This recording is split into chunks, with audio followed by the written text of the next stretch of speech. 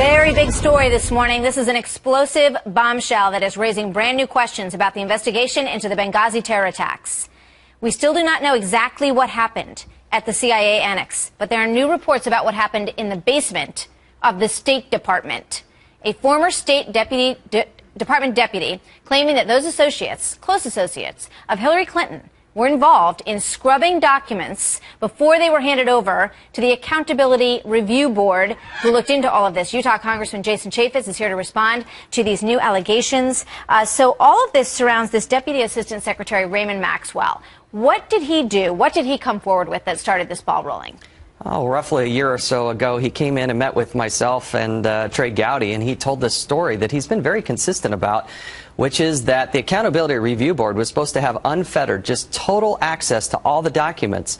But there was an operation there in the basement of the Department of State to make sure that they never did see all those documents. They were essentially creating two piles, things that the Accountability Review Board would see and that Congress would see, and anything that shed, quote, bad light on Hillary Clinton and her senior management, that they were put over in a different pile and that they were to never be seen. And the people that were in that room directing traffic were none other than Hillary Clinton's chief of staff, Cheryl Mills, and Jake Sullivan, her deputy chief of staff. It doesn't get any more high-ranking than that. So Raymond Maxwell, the Deputy Assistant Secretary of State, claims that in the basement of the State Department, when the Accountability Review Board requested every document, and we all know that's the way it works in legal situations, you have to turn over absolutely everything, that Cheryl Mills, yes, who everybody knows, Cheryl Mills' name, told Raymond Maxwell that that's what they were doing, that they were culling out the things that could incriminate Hillary Clinton?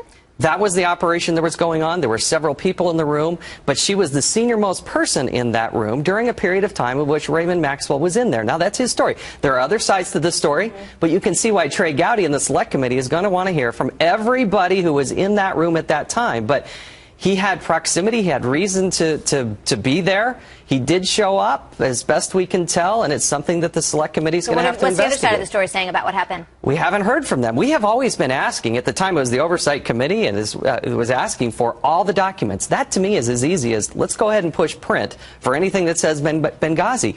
But the Congress has never, ever gotten everything from the State Department. They've never certified that they've given everything to Congress. Here, more than 2 years after the fact. Why is that? No, they've said we've had hearing upon hearing. We've turned over thousands and thousands of pages of documents. So, I mean, the question now is what happened to Pile B that wasn't given over? What the State Department has never said is they've never said that they've shown us all the documents. And so to have somebody as senior as Ray Maxwell, a very distinguished career. In fact, they highlighted him as maybe one of 4 people that they concerned about maybe should have some disciplinary action. They found none. They found none. They said that he hadn't maybe read all of the intelligence. He was pretty candid about that. But ultimately, the State Department, remember, with Benghazi, nobody was ever fired. Nobody ever missed a paycheck. Nobody was ever dismissed. Nobody was found at fault. And so his credibility, I think, in our mind, went much, much higher. And for him to say that Cheryl Mills, the chief of staff to Hillary Clinton, was telling them not to provide these documents. Is he going to testify to this in front of the American people as his hearings move forward, which start this week on Wednesday? At some point, he's obviously going to speak to the committee, and I hope to the American people. But what's happening on Wednesday is not specific to this. This came up rather suddenly. Understood. It wasn't planned. Has Cheryl Mills responded to this story? Not that I have, not directly to me, and that's for Trey Gowdy and the Select Committee to pursue. All right. Big development. Yeah. Jason Chaffetz, thank you very much. Good to have you with us. We'll see where this goes, and all that gets rolling. We've been watching and listening and waiting for Trey Gowdy's report to come out. All that gets started on Wednesday, right here in America's Newsroom.